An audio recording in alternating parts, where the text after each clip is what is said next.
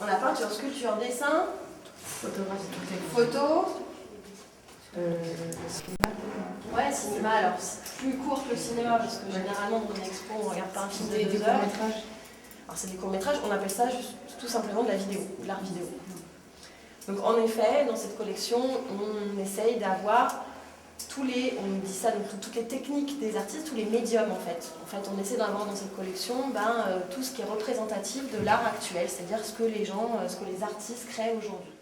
Le boulot que vous allez faire avec nous, c'est un boulot très sérieux puisque après, en effet, ça joue, c'est un regard sur l'œuvre, c'est une déclaration à l'assurance. Donc, ce que vous aurez noté dessus va faire foi au jour J, c'est-à-dire aujourd'hui elle s'appelle lissée noire.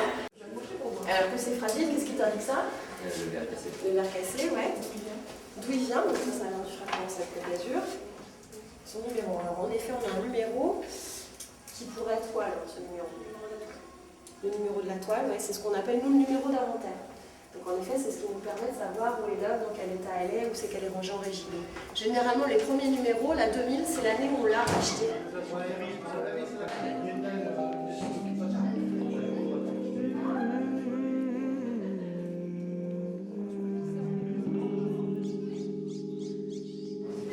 À 2 pour la lever, on essaye d'être droit et après on vient poser l'œuf contre le mur et on commence à faire les constats. Et là tu la poses contre le mur. Fais pas tomber le truc. Vas-y, prends. Non, réussi à l'eau. Alors avant de la manipuler, vous allez regarder du coup ce qui est dit sur le constat, sur la lecture de l'œuvre. On a posé le bon état général, soulèvement des pièces en partie centrale. Qui c'est qui regarde ça?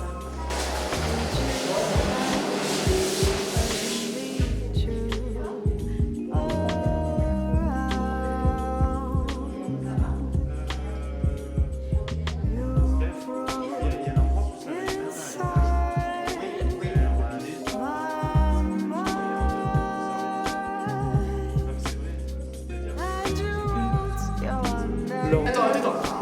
1, 2, 3, 5, 6, 7. 1, 2, 3, 7. Là.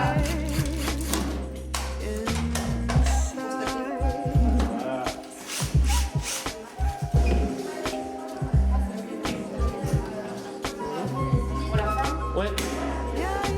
On ferme bien tout. C'est pour éviter que la poussière rentre. Hein.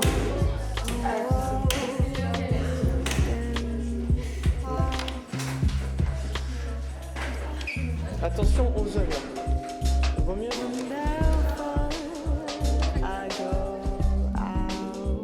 Une école préparatoire aux Beaux-Arts à Beaune, c'est vers notre Dijon. Et suite à cette école prépa, ça m'a permis de faire un dossier artistique, donc où j'ai préparé des œuvres à moi, à montrer. Et je suis allée passer plusieurs jurys d'école d'art. J'ai passé l'école d'art de Genève et de Strasbourg. J'ai eu les deux et j'ai choisi d'aller à l'école de Strasbourg. Donc là, c'est l'école des arts décoratifs de Strasbourg. Et donc du coup, moi, pendant 5 ans, j'ai créé en fait, comme si j'allais devenir artiste. J'ai 2 diplômes à passer, en 3e année et en 5e année. En 5e année, on a un travail personnel, on montre un jury professionnel de l'art, qui sont des directeurs de centres d'art, d'autres artistes reconnus. Et puis, on vous donne un diplôme. Et suite à ce diplôme, moi, déjà, dans ma pratique, je me suis dit, moi, je ne serais pas artiste, même si j'avais fait ces études et que j'avais créé pendant 5 ans. Je ne serais pas artiste, mais j'ai envie d'aller travailler avec les artistes. Donc, j'avais profité on peut faire des stages dans ces écoles, pour faire des stages au musée d'art contemporain à Lyon, faire des stages dans des biennales, travailler sur des biennales d'art contemporain, donc c'est des grosses expositions qu'on veut tous les 2 ans. Donc faire les montages, participer au montage d'expositions, etc. Et du coup, je m'étais dit, moi j'ai envie de travailler avec les artistes, mais pas de lettres. Donc j'ai fait 5 ans d'études, j'ai passé mon diplôme et après je suis allée à Besançon, j'ai fait une licence professionnelle des métiers d'exposition, technologie de l'information. Donc ça c'est une licence, donc c'est sur une année scolaire. Et là on avait pour but, c'était une licence très concrète, de monter une exposition justement de A à Z. Donc on avait un petit groupe dans cette licence et on devait choisir des œuvres dans le fond du FRAC Franche-Comté, du FRAC Bourgogne et du musée d'art contemporain de Lyon. Donc on a choisi une thématique, on a choisi les œuvres autour de ça, on a choisi la scénographie, donc comme on a vu, la mise en espace des œuvres. Il y a un groupe qui aussi était chargé d'accueillir le public, de faire la communication autour de l'exposition. On a aussi cherché à accueillir des publics dits empêchés, donc notamment des malvoyants. Donc on a travaillé avec un centre pour refaire des œuvres en 3 dimensions pour qu'ils puissent toucher certaines œuvres, pour les comprendre. Enfin voilà, et après j'ai fait un stage suite à cette licence au FRAC à Marseille. Et puis après c'est découlé, j'ai travaillé pour l'école d'art des Beaux-Arts de Marseille. Et puis après j'ai eu ce poste au FRAC. Donc ça fait 9 ans que je suis au FRAC. Donc voilà par mon parcours. Moi j'ai un parcours plutôt différent de celui d'Annabelle, parce que j'ai fait donc un bac L et j'ai choisi d'aller à l'université pour apprendre l'histoire de l'art. Je pense que vous savez tout ce que c'est l'histoire de l'art, donc c'est l'histoire des tableaux, des sculptures, donc depuis l'Antiquité jusqu'à nos jours. Et donc c'était quelque chose je suis allée jusqu'au master recherche, donc jusqu'à ma 5e année où j'ai écrit un mémoire sur l'art contemporain. Et ensuite je me suis aperçue que c'était sympa, mais que je voulais plutôt être dans l'action. Donc j'ai fait un autre master professionnel qui m'a appris justement à gérer les projets culturels, ce qu'on appelle la gestion de projets culturels.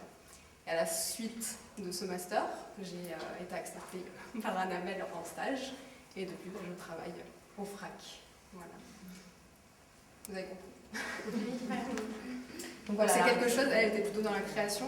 Voilà, moi j'étais plutôt dans l'analyse et l'écriture de l'art. Donc comme quoi on peut avoir des branches différentes. Et donc le métier qu'on fait aujourd'hui, c'est on est particulièrement, parce que au FRAC il y a plusieurs corps de métiers différents. Donc nous en fait on va monter les projets en direction du milieu scolaire. Donc nous, notre principal objectif c'est là où on va faire monter un projet, c'est qu'on va toucher des élèves. Mais alors, des fois, on vient installer les œuvres directement dans les établissements scolaires. Et puis, il y a des fois des établissements scolaires qui n'ont pas un mur de disponible pour accrocher quoi que ce soit, ou un espace. Mais nous, on va aller voir la ville dans laquelle elle est implantée. Puis, on s'aperçoit qu'à côté de l'établissement scolaire, il y a une médiathèque, un musée, un centre d'art, ou une MJC, je sais pas, un centre de loisirs, qui, eux, ont cet espace pour le faire. Donc, on va construire le projet avec eux, et puis du coup le public scolaire va pouvoir bénéficier de ces œuvres de proximité parce qu'il va pouvoir y aller à pied, il n'y a pas besoin de prendre un bus, un train, etc. Mais on va pouvoir faire ça comme ça.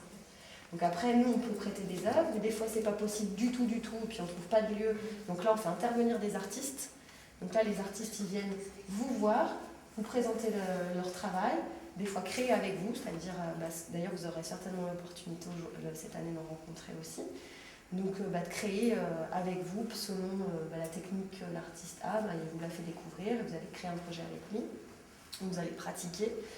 Ou sinon aussi on a créé ce qu'on appelle des outils nomades. Donc selon des artistes qu'on a dans notre collection ou des thématiques, on fait découvrir des artistes par des petites valises qui sont un petit peu ludiques et donc qui font découvrir l'itinéraire d'un artiste, sa création, ou alors des œuvres qui ont la même thématique mais qui sont complètement différentes.